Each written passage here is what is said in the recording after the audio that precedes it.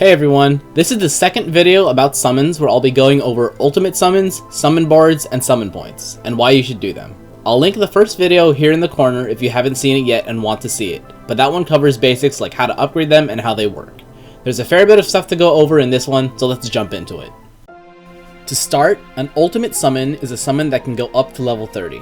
At this moment, there are 6 of those in Opera Omnia Global: Ifrit, Shiva, Leviathan, Rama, the Brothers, and starting next from the time of this recording, Pandemonium. Each of these summons has an ultimate map accessed separately from their normal map within the World of Illusions menu, and to do so, you must level up the appropriate summon to level 20. There are several fights in each ultimate map, but the most important one is the level 100 fight, the first one where you fight the summon itself. Aside from being the best fight to get the upgrade materials to get to level 30, this is also the best fight to get summon points. At base, a character will get 150 summon points. During the first 2 weeks of an ultimate summon, certain characters will be special boosted, aka super synergy, where by using any of them in your party, the whole party will get double base points, 300.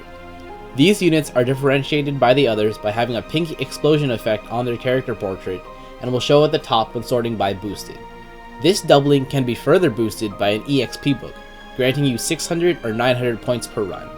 Outside of those 2 weeks, a character with an event-based 2x EXP bonus will get that double base points effect just for themselves. This can also be boosted by an EXP book. Separate from these character-specific summon points are wild points. Wild points are shared between all characters for that particular summon and isn't boosted by having a special boosted or 2x EXP unit in the party. However, it can be boosted from EXP booster items. To show you an example, here's a picture of when I was farming the other day. This screen comes up after every fight in an ultimate map, and as I mentioned earlier, the best node is the level 100 fight against the summon, so that's where I'm basing these points from. I had a 3x book active, so my base points was 450. Aranea and Yuri had active character 2x effects, so they received 900 instead of 450. Cloud would have received 450 if he weren't maxed out. At the bottom are my wild points, just getting 300 from the 3x effect of the book. These points can be used in summon boards. One exists for each ultimate summon for each character, so that's a lot of boards. These boards provide permanent stats, stat boosting passives, gems, tickets, and armor tokens. They are absolutely something you want to farm for and max out for your strongest units, as well as a large treasure trove of resources depending on your progress. Each board needs 6,500 points to completely fill out, with anywhere from 1,600 to 1,800 points to get just the treasure nodes. This is the loot total if you got all treasure nodes from the Pandemonium boards for all characters as per the stream at the end of February. As you can see, it's a lot. What's more, if you're a new player, you can effectively multiply this number by 6 to represent how much loot you'll have waiting for you in total between all the boards. We're actually also getting a feature early from Japan where the 6 characters that are special boosted for Pandemonium's event are also special boosted for all the other summons as well, so take advantage of it while you can. This is what a board looks like, Ifrit specifically, and there are a few things I want to point out from this screen.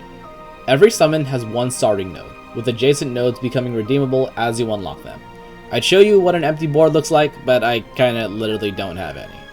The auto button in the bottom left will use however many points you have and automatically fill in nodes, prioritizing the most efficient path to treasure nodes.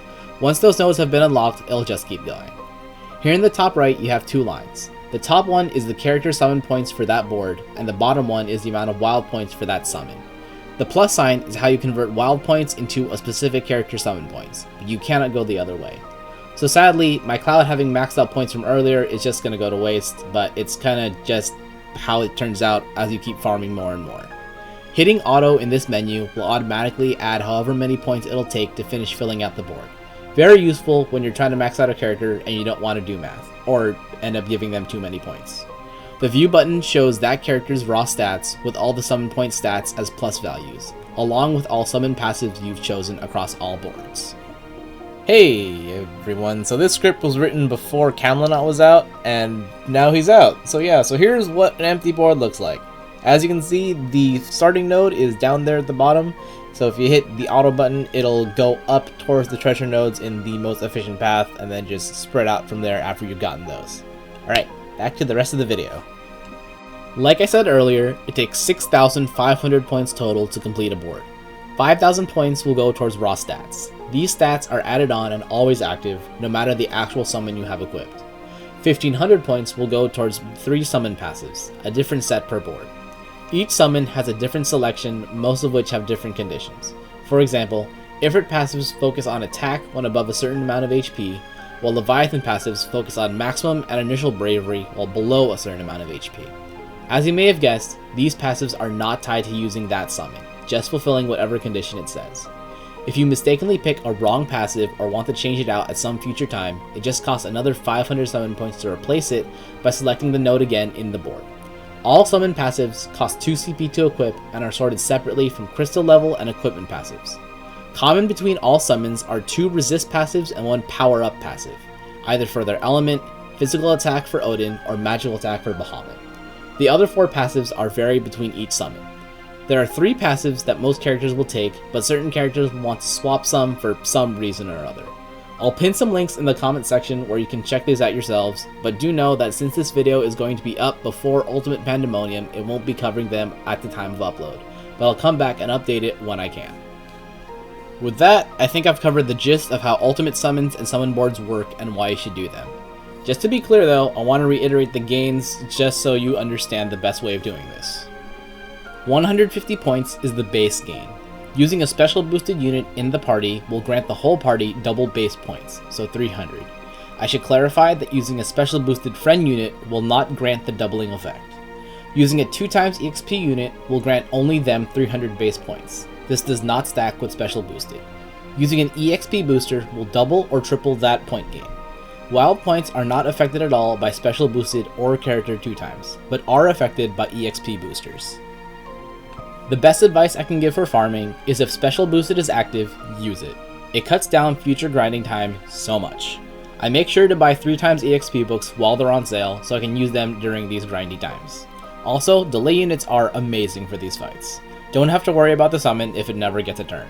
The level 100 fights are not super difficult and shouldn't be much of a problem for a decently geared unit with their 15 and 35 weapon passives and at least crystal level 60.